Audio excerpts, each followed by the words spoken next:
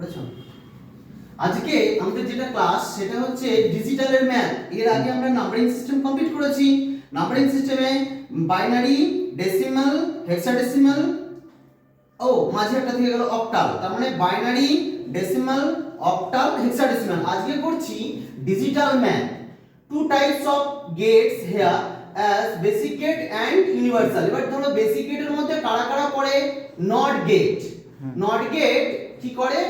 ইট contains one input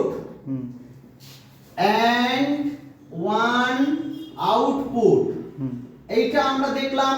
তাহলে এবার not get যে এরকম, সাপোজ ধরো নট গেটের সিম্বল হচ্ছে এইরকম, এই যে এখানে যদি আমি ইনপুট বলি কিছু, এদিক দিয়ে হচ্ছে আউটপুট।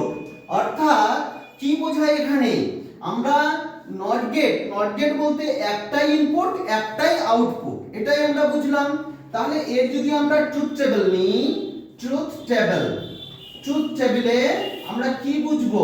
এখানে দেখো, যদি ধরো এ একটা ভ্যালু, এ বার একটা ভ্যালু, অর্থাৎ ইনপুট যদি এ হয় আউটপুট এ বার হবে। তাহলে এবার এর ভ্যালু যদি 1 হয় এ বার হবে 0, এখানে হলে 0, এখানে হবে 1। ক্লিয়ার? এই হচ্ছে নট গেট।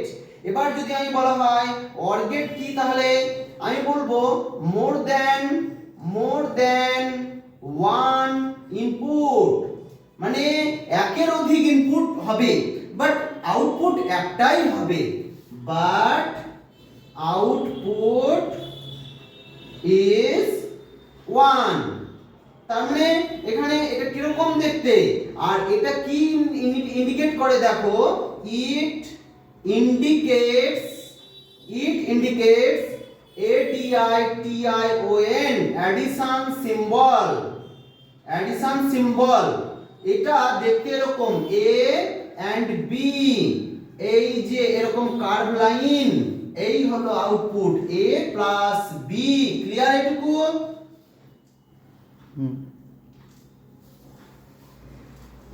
এটা পুরো একদম ইয়ে হয়ে যাচ্ছে।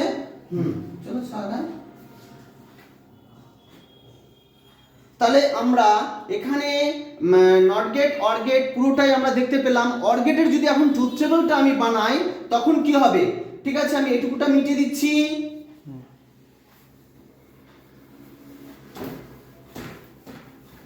আচ্ছা, এবার এই যে অর গেটের ট্রুথ টেবিল, তাহলে আমি সাপোজ এরকম একটা অপশন এলো, এইটুকুটা হচ্ছে ইনপুট, আর এখানে এটা হচ্ছে ইনপুট, এটা আউটপুট। এখানে সাপোজ এ, এখানে বি, এখানে এ প্লাস বি, 1 2 3 4 এরকম অপশন থাকলে 0 0 0 1 1 0 1 1 এর বাইরে কিছু হয় না। অর্থাৎ এখানে আমি বলেছিলাম এই যে a প্লাস বি, তাহলে a প্লাস বি হলে 0 0 তে 0, 1 এর সঙ্গে 0 যোগ করলে 1, এখানে 1 এর সঙ্গে 0 যোগ করলে 1, 1 1 যোগ করলে বাইনারি সিস্টেমে লিখেছিলাম 1 0, বাট এখানে একটাই সেল, সেই জন্য 0 থেকে গেল। এই হচ্ছে অর গেটের ট্রুথ টেবিল।